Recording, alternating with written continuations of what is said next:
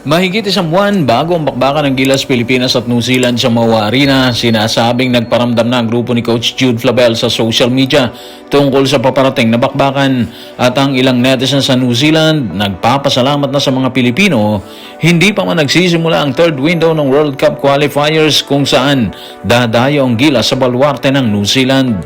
Ayon sa kanila, siguradong puno na naman ng mga Pilipino ang lugar kung saan idadaos ang nasabing bakbakan. Tutukan po natin ang lahat ng yan. Pero bago yan, pakisubscribe, like and share na lang muna para pareho tayong updated. Nagparamdam na ang Tall Blacks sa paparating na bakbakan nila ng Gilas Pilipinas. Sa magkasunod na post ng grupo ni Coach Jude Flavel sa kanilang social media accounts, ibinida nito na nakahanda na ang Tall Blacks sa paparating na laban. Kasabay niyan, ibinida rin itong kasanayan ni Tohi Smith-Milner na kalaban ang Gilas Pilipinas. Narito ang kanilang pahayag. Tutukan natin ang Tall Blacks sa kanilang Facebook post sa facebook.com. Lock in na ang Tall Blacks ngayong 2026. Sa Manila agad ang umpisa ngayong February. Tapos uuwi sila sa July sa Auckland. Abang na lang sa iba pang detalye ha. Sanay na si Tohi Smith-Milner na kalaban ng Pilipinas. Kaya uulitin yan sa Spark Arena laban sa Pilipinas. Isa lang ibig sabihin na ito, nagsisimula na sila maganda para sa Gilas Pilipinas ngayong Feb 26. Yan yung una nilang bakbakan at maswerte tayo kasi unang-una dito gaganapin sa Maua Arena po yan. Nung nakaraan, tinalo na ng Gilas ang New Zealand dito, di ba? Katulong siyempre yung crowd. Kaya posible rin na maulit nila yan. Posible na makasama na si Kai Sotto sa grupo ni Coach Tim Conan. Nung time na tinalo nila ang New Zealand, andyan din si Kai Sotto. Kaya marami yung umaasa na mauulit nila yan kasi nga kumpleto na sila dito.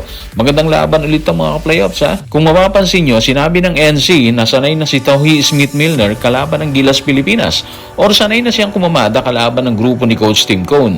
Ang dating sa atin na itong mga playoffs, hindi naman obvious na kampante sila sa paparating na bakbakan, di ba? Pero makikita mo doon yung kumpiyansa nila, nakakayanin ulit nilang bakbakan ng ating pambansang kupunan dyan. Hindi naman nakapagtataka yun, yung pagiging kumpiyansa ng grupo nila kasi nga, lamang sila sa panalo sa atin eh. Mas marami tayong talo sa kanila kumpara sa panalo, kaya yung mindset nila talaga, kahit hindi nila literal na sabihin, kayang-kaya nilang gibayan ang anumang depensang ilalatag ni Coach Tim Conan. At hindi masama yan mga ka-playoffs ha, nagpapalakas ng moral nila yan. Sinesat lang nila yung mind nila sa ganong estado at sa aktual na bakbakan, wala na silang gagawin kundi ilatag na lang yung game plan nila kasi nga yung pananaw nila andun eh. Ang magiging problema lang nila is kung sumobra yung kumpiyansa nila, di ba? So exciting talaga yung paparating na bakbakan ng Gilas at New Zealand mga playoffs. Siyempre tayo, aasa tayo na may magandang resulta yung laban pabor sa atin, di ba?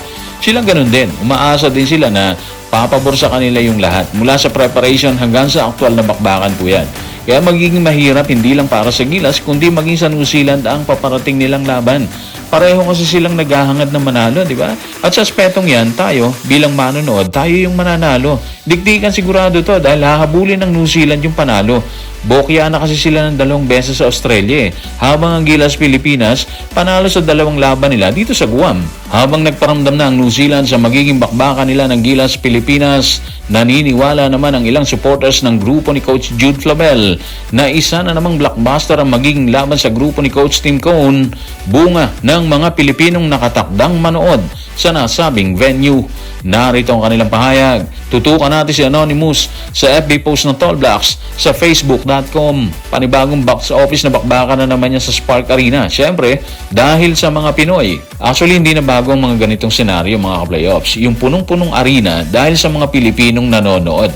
Kung maalala natin mga playoffs, ganito din ang nangyari sa huling sagupaan nila ng New Zealand. Nung time na yun, maririnig mo talaga mga Pilipino, parang sila yung home crowd eh.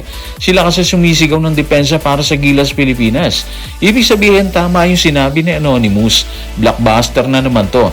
Dahil yan sa maraming Pilipinong gustong mapanood yung bakbakan. Ganun katindi ang ating mga kababayan ha. Mas marami silang nasa venue kumpara sa mga taga New Zealand. By the way, ang pinag-uusapan natin dito mga playoffs is yung laban ng Gilas at New Zealand sa Auckland. Ito na yung third window na gaganapin sa July 3, July 4 dito sa atin. Ganyan na yung usapan ngayon dito sa social media kahit hindi pa nagsisimula ang second window sa Feb 26. Anyway, sana makuha natin ang laban sa Maua Arena para kahit paano dadayo sila sa New Zealand sa July na mataas ang moral para mas maging mainit pa ang nasabing bakbakan. So guys, maraming salamat.